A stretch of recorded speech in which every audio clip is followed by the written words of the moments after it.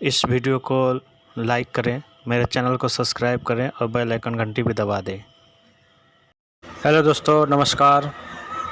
आज आए हैं नेपाल और नेपाल का ये बहुत बड़ा मॉल है जो यहाँ हर चीज़ मिल रहा है। और यहाँ पर देखिए, बच्चे से लेकर सियान तक हर आइटम रखा हुआ है।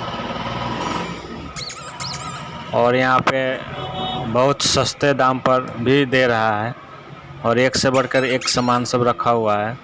और ये बॉल है, खिलौना है, बहुत सारे आइटम है। बहुत ज़्यादा ऐसा मॉल तो कहीं पे नहीं है और ये नया बना हुआ है। और घूमते घूमते थक जाइएगा, लेकिन इसका सामान ख़त्म नहीं होगा और रेट भी बहुत अच्छा है। और इस वीडियो को लाइक और कमेंट में ज़रूर बताइएगा कैसा लगा।